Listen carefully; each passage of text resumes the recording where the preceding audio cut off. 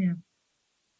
Okay, so welcome everybody to episode 3 of the One Team webinar series. I'm Kevin here in the FHC office with Susan, and we're sort of the brains behind the operation, and we're able to lock in a lot of great community key leaders to give these sort of webinar presentations throughout the year, and we're going to do our best to keep that going.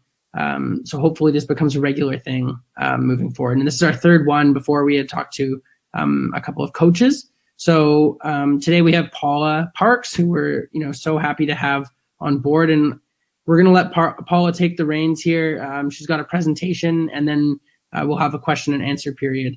And because there won't be probably too many people logged in today, we feel that at the end of the session, we can open up the microphones and allow for some discussion and general chit chat. So Paula, I'll let you take the reins here, and feel free to run the session as you would, and feel free to take questions in the chat box as it goes along, and just have fun with it. And yeah, so everyone, welcome. Thanks a lot for tuning in. And Paula, I'll let you take it away. Okay. Hello. Hi, Brian. Hi, Jennifer. Nice to have you join in. Thanks very much. Susan asked me a while ago if I would participate in a webinar, which I have never done before. So we have the technology, as they say. So here we are, and welcome, and thanks very much for attending. So it's supposed to be a little bit about my journey as an international official. I've hopefully covered what Susan would and Kevin were hoping that I would cover, and I tried to add in a few other slides, photos, and stories. So hopefully I can keep you entertained for I was going to say for the duration. I'll just here we go. We'll just move along here with my first one here. So how did I get started in the sport? Obviously I was playing at one point in time in high school, and it was great because the era at that time, I think it is to some extent now, but you just played the next sport as it came along. So when I got to high school, field hockey was the next sport, and so I joined in, and I think they pretty much let everybody onto the team. I made the team, and that first winter, a number of the players from our high school were playing indoor hockey. So they said, "Why don't you come out and try the indoor game?" Obviously, sitting here in Winnipeg, that's the way to go in winters. So I went out, played indoor, enjoyed it even more, and then by that summer, went out for the provincial teams. And as I say, I just from there, I just continued, played provincially, and played for the University of Manitoba, and it was lovely because I was on the national squad for a little bit as well, and so that was my foray into the sport, and it was great. I even played masters hockey for a couple of years as well, so that was my my start in the sport. And I coached. I umpired a little bit, but I coached at the university level, and I coached summer games and some provincial teams, and then got to a point with the national squad where invited to one more tour. I decided to decline and start real life and start a job. I began a job at the University of Manitoba, but still wanted to be involved. And so as tournaments came to Winnipeg, domestic tournaments, university conference tournaments came to Winnipeg, I don't know, I was asked at one point, can you time keep? Can you score keep? So I was like, oh, sure, I'll come out and do that. And so that's sort of how I began to sit at a table and do that. And then I have here my first international appointment and the '99 Pan American Games, and those two actually go together because we were awarded the Pan American Games here in Winnipeg, and I was active on the hockey committee for the games and all the planning that went into it. We had a new venue that we were putting together, and then I heard that the organization of the Pan Am Games, the organizers, they were very keen to have a personnel legacy besides just venues. They wanted to have people that could gain international experience at the games. So I got a call from our Manitoba field hockey director, and said that Field Hockey Canada had put my name forward to go to Kuala Lumpur to the Commonwealth Games in 1998 so that I could gain international experience and then take part in the '99 games here in Winnipeg. So, as I say, it's kind of entertaining because they sent me thousands of kilometers away to gain my international experience so that I could get in my car and drive over to the Pan Am Games here in Winnipeg, which is essentially what happened. And so that was my first international appointment. And here's a shot of me. This is at the opening ceremonies, the big stadium there. And this was my first international appointment. And it was quite exciting. I had never been to Asia and overseas like that. And so off I went.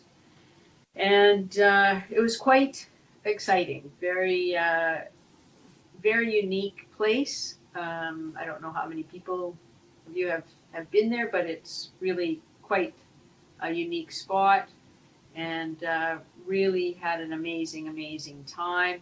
Of course, the first thing you do when you get to a tournament is you have to check out the technical table, and these were a couple of other officials, one woman from, I believe, Australia, and one from Scotland. They were another couple of the officials.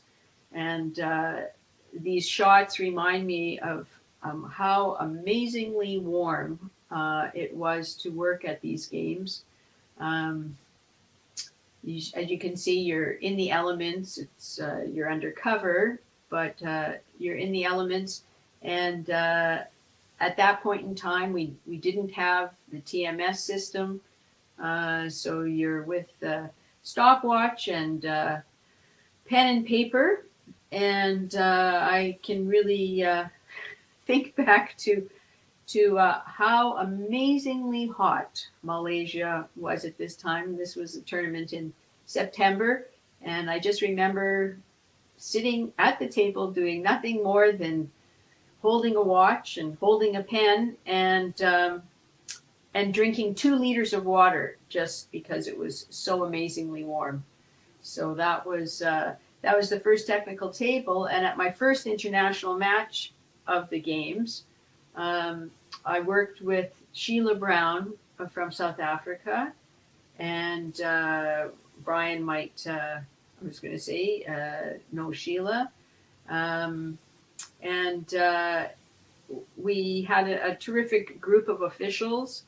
And as I've noted here, both Sheila and I, we've obviously continued being technical officials, and Sheila has done really amazingly well, and she was the technical delegate at the 2016 Games, Olympic Games in Rio. And it's great because I've had the been fortunate enough to actually work with Sheila on a few occasions since our first international match. So that was kind of a very nice experience.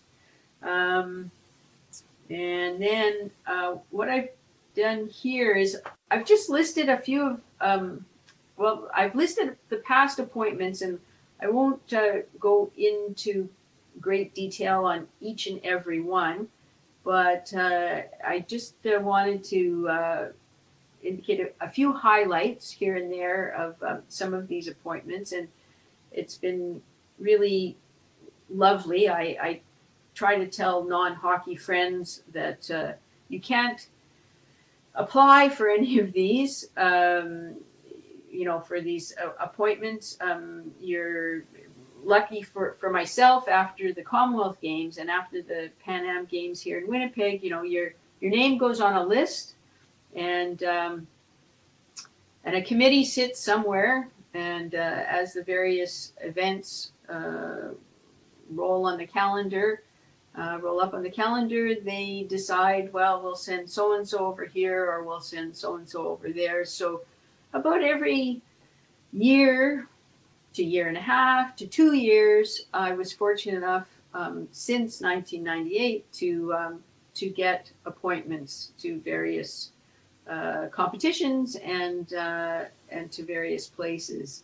So after Winnipeg, my next two appointments were interesting. I was at the Pan American Cup in Jamaica and the Champions Challenge in South Africa, and it was kind of interesting because in both cases, kind of a little bit of what can I say? Safety concerns in both places, not the safest of locations for both, but that is the joy of being a technical official going to an international event. As soon as you arrive at the airport, you're met and you are looked after, and you become a part of the team of officials. There's obviously the national sides that are there, but you are now part of a team of officials, and so that was really wonderful, both in both locations for that. As I say, they weren't the most safest of destinations, but well looked after in both places. And then I was fortunate enough to gain another Commonwealth Games appointment to England, and this was terrific games, very enjoyable. We had this was my another technical officer appointment, so I had a lovely second technical officer, Julia Gill from England. Unfortunately, she's since passed away, but we had a terrific time together with the group of officials. And the one story that I have from those games was a streaker ran onto the field at one point, and it just so happened that it was a game where Canada was playing England. Julia was from England, and so neither one of us were working that game. They gave the game to one of the judges to be a TO for that game, and so that was fortunate for us. And then in the next tournament, Pan American Cup in Barbados, which was a interesting experience. Each time you go to an event, always something new. And here, when I arrived, they were building my office, so you never know what you're going to come to. And it was a little interesting for me because this was my first TD appointment. So that was kind of an entertaining way to arrive, to be shown that this will be your office once we get everything up. And just continuing along, just the couple of appointments in Argentina, the joy of seeing the Argentinian women play at home, really quite something to see how they're rock stars at home, and to see the crowds and to see the people waiting at the hotels for autographs with them, and that was really quite something.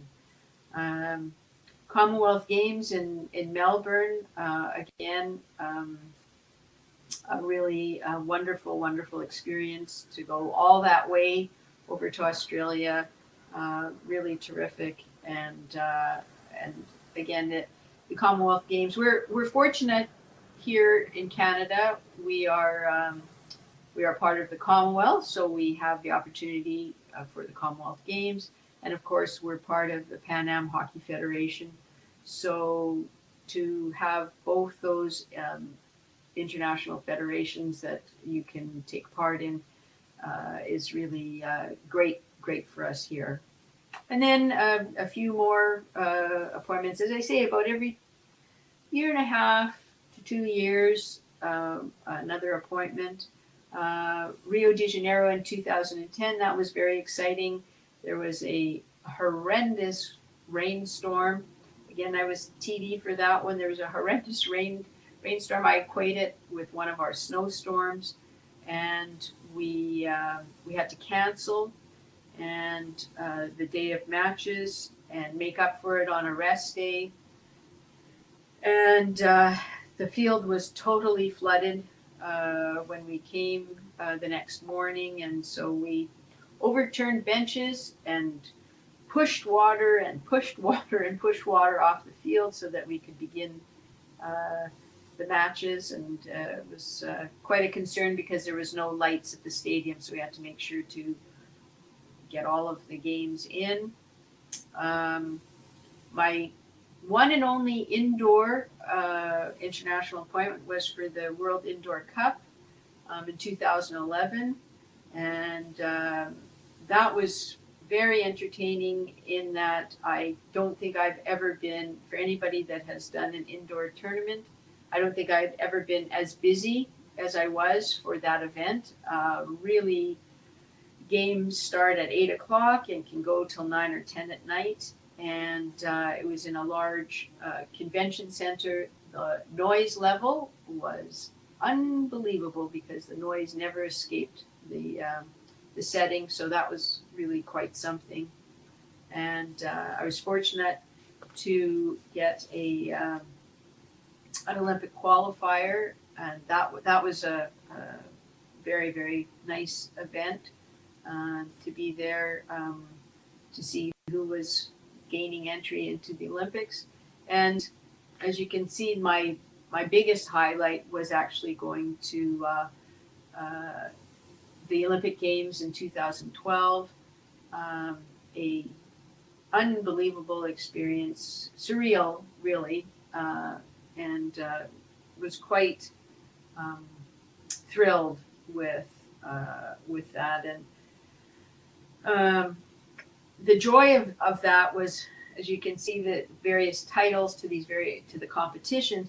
If I tell somebody I'm going to the Champions Challenge, there's not too many people that, especially my non-hockey friends, have no idea what I'm talking about. But everyone has heard of the Olympics, so that was really, I definitely had an amazing time, but I had a terrific time in the months leading up to it because I could tell people where I was going, and as I say, the recognition that everybody has of the Olympic Games was really a lot of fun to be able to tell people, and as I say, a very surreal, knowing 11 months ahead of time.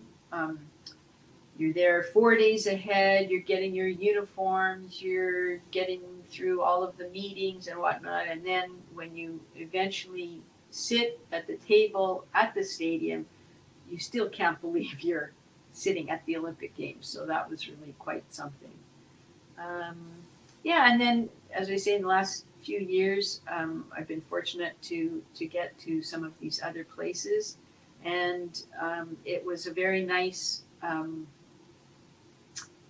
20-year cycle. I started off as a judge in 1998 at my first international competition, and then just this past April, I got the appointment to go to the Commonwealth Games again back in Australia as TD. So the circle was very nice to move back. I was going to say to go all the way around from judge back to TD in the 20 years. So I pulled out a few photos from here and there, and as you all know, it's the joy of hockey is that it's played everywhere, and so the fact that it's played everywhere means that competitions can be everywhere, and so it's terrific because you really have the opportunity to go to so many places and just experience travel and amazing destinations. So I just brought up a couple of photos here. Again, wonderful travels. You have generally a rest day or more than one rest day. And so these two photos are an interesting combination. On the left is Guanajuato City in Mexico, and when I was in the World League One round one in Salamanca, Mexico, we literally had 3/4 of a day. It just so happened the way the schedule was done up that we really didn't have a full rest day, but we made use of the day that we had. We had I believe it was a 5 o'clock match that we had to be back for. So we took a van and went off. This is a young Mexican umpire that was at that tournament. And so that was an example of some tournaments as to what you had in terms of time off. And on the right-hand side, that's at the London Olympics, and I'm standing with Janet Ellis, who was an amazing technical official for Canada for many, many years. She did 4 Olympics, and I was fortunate, very, very fortunate at the London Olympics that she was also appointed. And I had never worked with Janet at any international event, so it was great to have the opportunity there.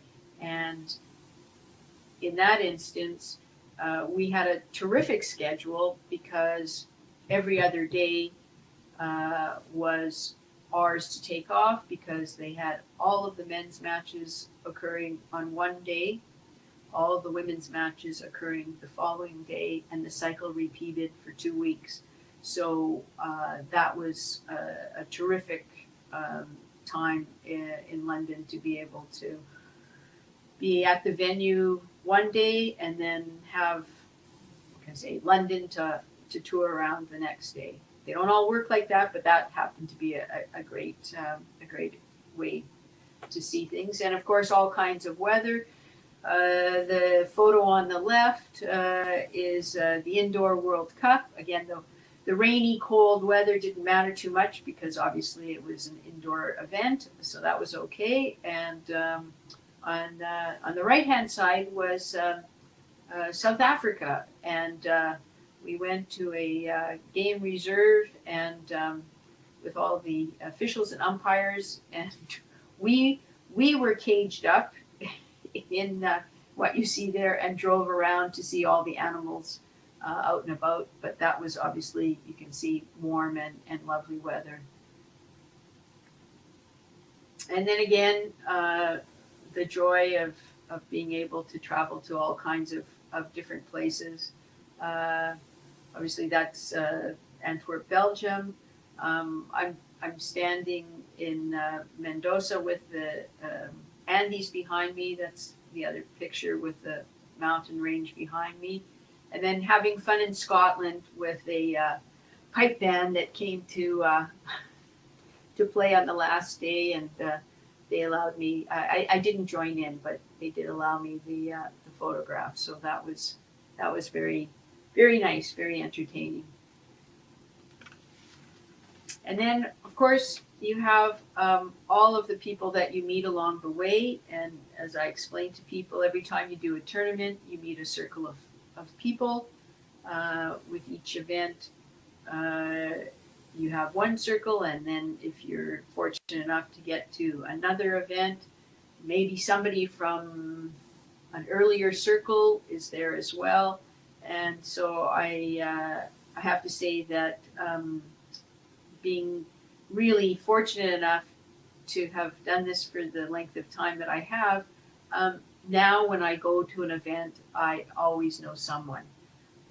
Unlike the very first appointment where everybody was new, this has been a really wonderful part of the game where you really have friends all over, and as I say, meeting up with them at different events. If you're fortunate, they're fortunate enough to get appointed, has really been a really great aspect of the sport. Um, and of course, when you go away, sometimes there is a Canadian team there, and sometimes not. Sometimes you're the only Canadian official, but sometimes you have umpires that are appointed with you, and or other technical officials, and so it's really very nice.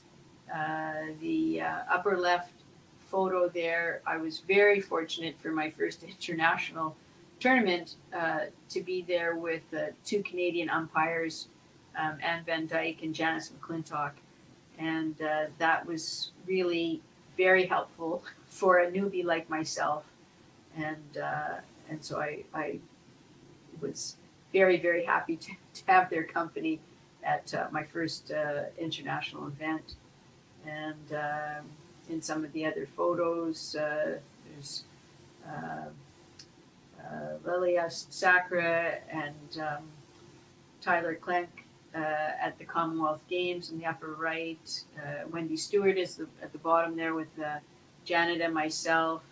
Um, Margaret Johnson was able to travel just to the Commonwealth Games in Australia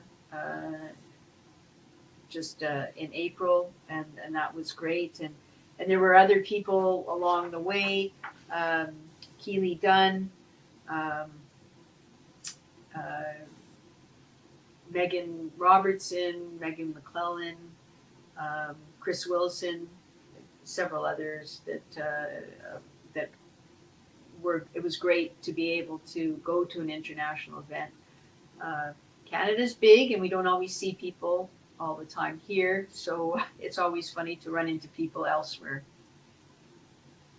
And of course, the lovely uniforms. And at each at each event, uh, you're issued. These are all the formals. These are all the formals. We usually you got a casual outfit as well, but I just thought I'd include this slide because some of these I actually still have some of the blazers and whatnot, but always an entertainment to to have yet another set of items to bring home in a suitcase. So I wasn't sure as to who was going to be joining in today, so I thought I would include a few slides just in case there was anybody joining in that was not really that familiar with what technical officials actually do. So I've just placed a slide or two on here just to inform perhaps those that aren't aware, but I think most of you are. But again, um, you have the three levels of officials. So for judges and technical officers, obviously you're accurately timing all aspects of the game, and now there's even more aspects of the game with the green cards and the yellow cards and the as I say, all aspects of the matches. Um, Again, different now. We have TMS, but you're indicating all of that on the TMS systems with scores and substitutes and who got what cards. And for the technical officer on duty, they're really looking out to the behavior of the team benches and making sure that all is well with the behavior on those benches. And of course, having been a technical official, and I do carry a camera, so you really do get the best views of the matches. I'm sure that I was going to say all of you that have been there know that you really do have a great view of the game. This was in Kuala Lumpur, and I believe that's Prince Edward in the very center there who came to chat to the team. So it's always been interesting to have that vantage point, and as you should have that vantage point if you if you're a technical official, you should have the best view of the um, pitch and so here's just a couple of shots that I've managed to take from that spot at the table. So again, not knowing who was going to be attending, I did want to include a few notes about what a technical delegate actually does. So these are pulled from the FIH tournament regulations, and um, for most of the international appointments, you're contacted by the FIH. You are sometimes contacted if it's a federation event. You're contacted obviously by the um, Continental Federation. So in this case, I've listed from FIH, but if it's a Pan Am event, Pan Am Hockey Federation is getting in touch. It lists here that the technical delegate appoints the umpires. Um, we work with the umpire managers to ensure that the appointments of the umpires are appropriate to the various matches, and so I've also had great umpire managers to work with. So they're usually looking after that, but they're kind enough to show me what appointments they have for the schedule. And again, we appoint the technical delegate, appoints the officers, technical officers and judges for each match. Um, and there's a few um, minor notes there at the bottom. Again, you're ensuring that everybody meets up to the code of conduct, and you are the one that has to deal with any issues or problems that arise if people misbehave. And I've never had to delegate a technical officer. I'm usually always present, so that 2.6 doesn't usually happen in my case, but it's there listed. And now I have gone past that a little bit. And again, what do they really do? There's a long list of things that occur once you receive an appointment. And here again, I've listed whether you're a TD for a national tournament or a Continental Federation tournament or an FIH tournament. Um, you're coordinating really with them right from the beginning from when your appointment starts. Um, you're working with the organizers beforehand, and you're usually arriving a few days ahead of time to make sure that everything is up to par. Um, Sometimes, in certain occasions, it's been entertaining to arrive and things don't seem very ready at all. But with the local reassurances that it's okay, by the time the tournament starts, everything will be fine. I've learned to be very patient and nod a lot and smile. And yeah, and we'll okay, and yeah, and Lori, I'll answer your question. Yeah, and I'm coming up to that too. Lori's sent a couple of questions, and I'm getting to that. Uh, yeah, and we conduct the meetings again. You're arriving ahead of time, so you have the briefing meetings that you're attending, and that's usually a very full day.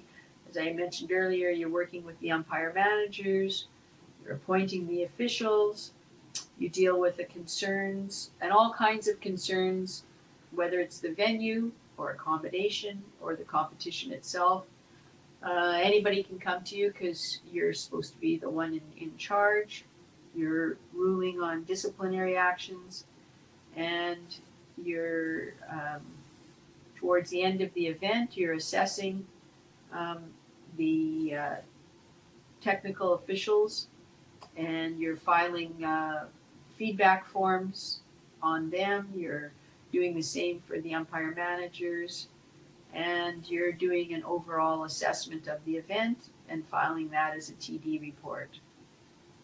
And as I say, in essence, you're dealing with whatever arises at a competition. So I have listed here, um, and Lori, here's some things that I listed in terms of when you are looking to what makes a good technical official. I've listed some things that I feel are appropriate and good things to keep in mind, so that if you know of somebody, if you yourself are looking to continue in that vein, or if you know of somebody that you think would be appropriate, these are things that I think are are things that a good technical official, should possess. So obviously, you want to know the game, um, and the regulations. If you know of a parent who you think might be good in coming out, you know what? If they hang around the field long enough, they'll gain an understanding of the rules. Regulations are online and can always be reviewed. Um, you want to have somebody that's quite attentive to what's going on. Um, these days it's difficult for people to stay away from their phones, but if you're sitting at a table for a game, you want to put your phone away and make sure that you're watching um, everything that's going on.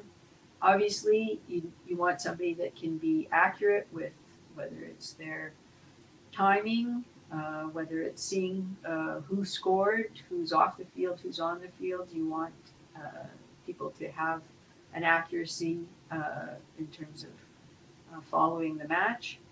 And some IT ability. I don't want to say top end ability, because not everybody has the opportunity always to work with the TMS and these systems that are now out there that we are able to use for the games. So long as you have some ability, usually we can instruct people um, as to how to use the TMS system. Um, and again, a willingness to learn. You'd like somebody that's interested in being there and is willing to learn the ropes. Uh, and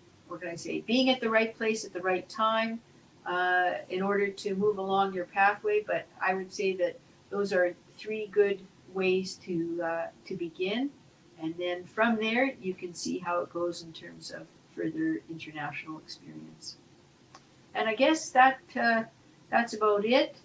I'd just like to say thanks for attending the webinar. I hope I've been not too dull, a little bit entertaining for you, and have given you a few things just to show you my journey as a technical official.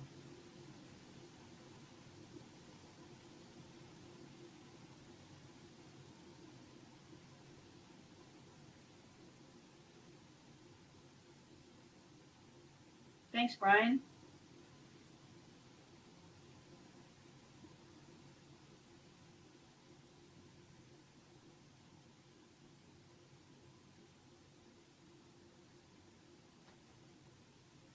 So I don't know if there's.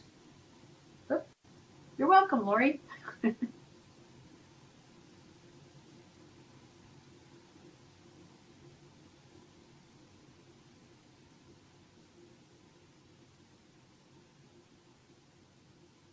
Thanks, Jennifer. Paula, can you hear us? Yes. Okay, great. Thank you very much for everything. We watched it here at the Field Hockey Canada office, and it was so great to listen and learn from you. So I hope that everyone that tuned in, enjoyed it and learned some interesting and valuable information. For those of you who are still on and listening, we'll be. Sorry, it looks like Brian has a question actually. So, Paul, if you see that and you want to answer that, that's great. Yeah. Actually, Brian, the Pro League, they have actually come out with a set of appointments. There are matches in Lancaster on the women's side because USA is the only Pan American team that has entered the Pro League. So there are some matches that will take place in Lancaster, Pennsylvania, and those are next May. So those have been out. I don't know. They've done the, what can you say, the I guess you could call it TD or TO appointment. Whether or not I don't know how far afield they're looking for judges. I'm assuming because it's to the cost of the organizers that they will look a little bit more locally for their judges. So, yeah. Yeah, no problem.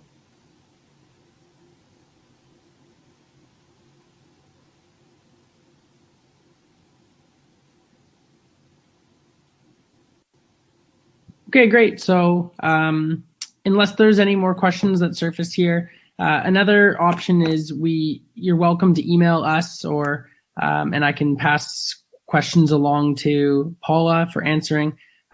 Susan and my Kevin's email address is available on the Field Hockey Canada website. So we're happy to field questions and pass them along to Paula as well. Before I muted myself there, I was saying that because we have a recording of this webinar, we'll probably review it and see if we can post it up and share it with people who might be interested that weren't able to attend this afternoon but might still want to learn the information. So you can keep your eyes peeled for that and feel free to share it around with your colleagues and network and friends. So we'd just like to say a great big thanks to everyone for tuning in and a thanks to Paula for putting on a great presentation. So thank you, Paula. Yeah, that was fantastic. And thank you, everyone. Well, I hope I did. We're going to grow this team and we're everybody going to get more people involved. And that's, I think, very inspirational, Paula, to show where you can go and who you can meet and what you can do. It's good to know. Thank you. Great. Thanks, everybody, for your attention. Great. Well, we'll exit the webinar on this side, and we'll see everyone for the next episode. Very good. Paula. Thanks, Kevin. Thanks, Susan. Thank you. Bye-bye. Bye. That was really good, huh? She's good.